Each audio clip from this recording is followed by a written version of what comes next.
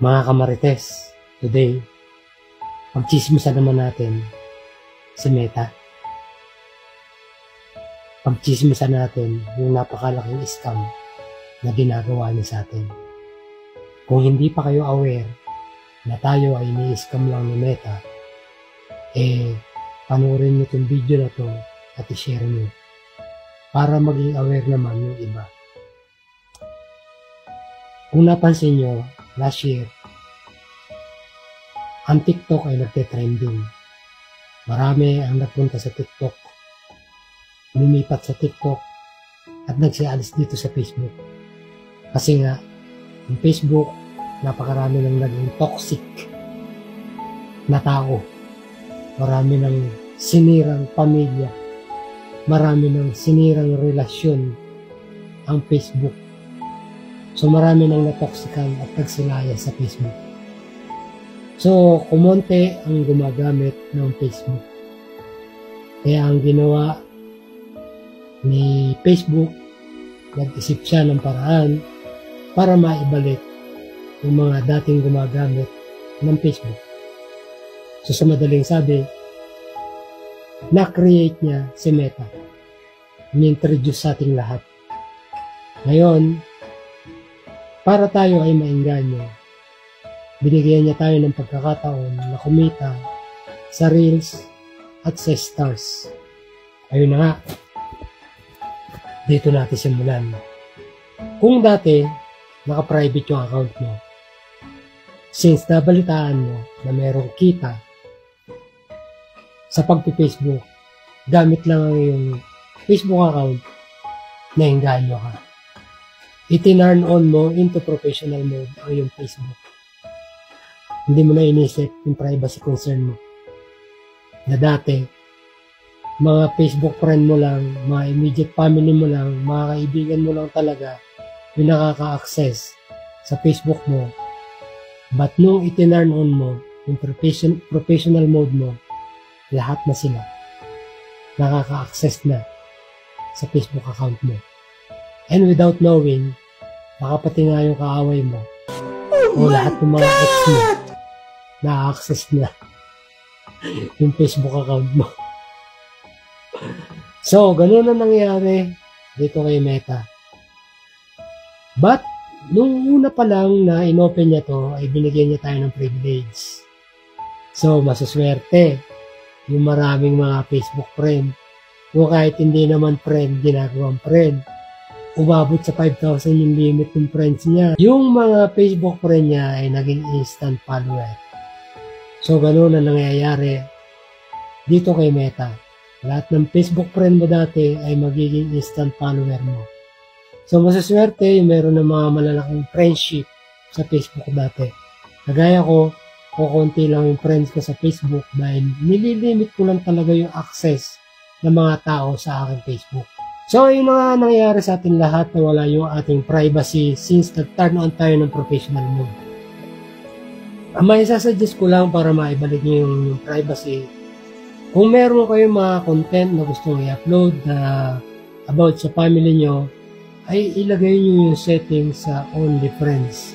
Huwag nyo ilalagay sa private, sa public. So, ang makakakita lang yung mga immediate friends nyo lang and family.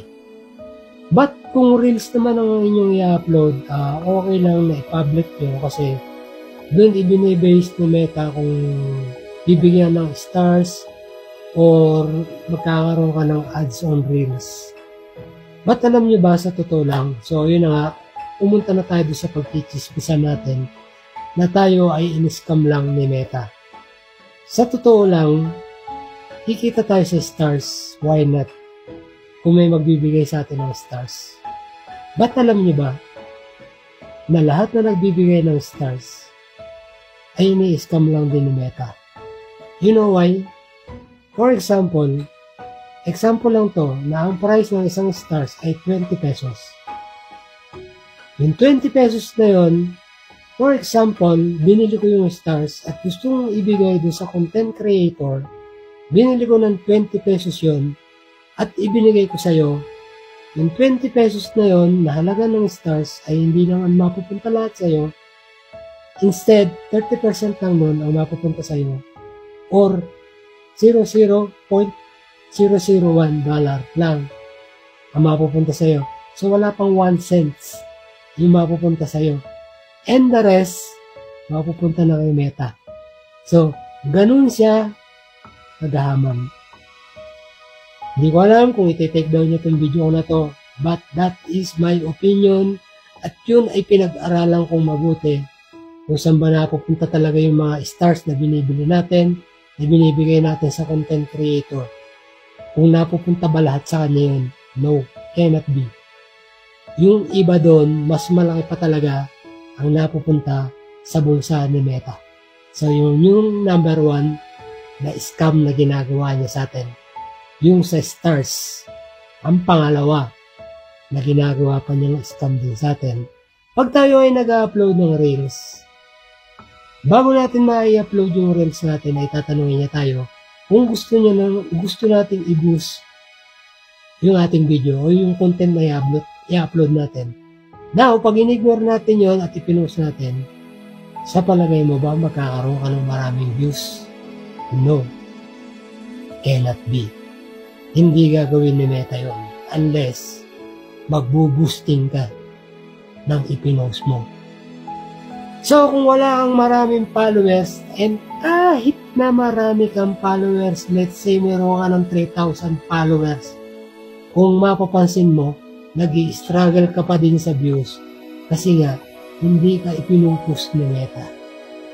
Maswerte na lang kung meron ka isang video na mapapansin ng algorithm o natapatan mo yung right timing ng algorithm at naipush yung video mo, nagkaroon ka ng 5,000 views. Napakaswerte mo na. Or kung meron man umakit ng 100,000, panigurado na meron kakaiba yung video mo at maraming nag-share. Wala nang magagawang control si Meta doon pagka isinyer yung video mo.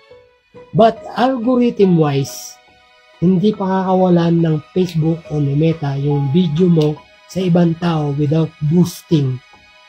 Kahit sabihin pa na sumusunod ka sa proper algorithm, meron kang right timing at hindi ka nawawalan ng post araw-araw, hindi pa rin ipupush ni Meta yung mga content mo.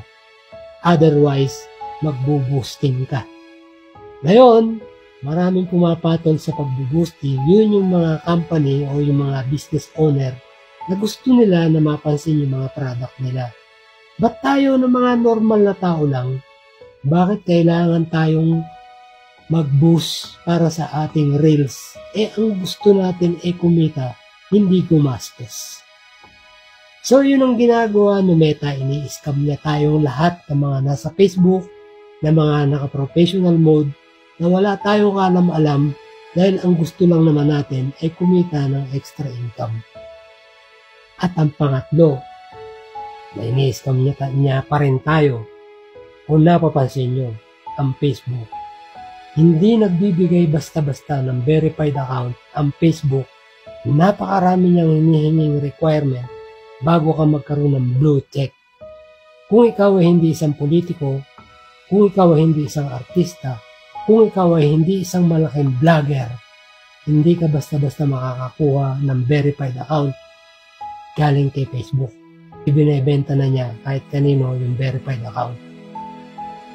Kung meron kang pambayad, magkakaroon ka na ng blue check sa iyong account. Ngayon, kung bibigyan ka niya ng verified account, dahil may katuturan yung mga Facebook, yung mga content mo dito sa Facebook, malabong mangyari yun.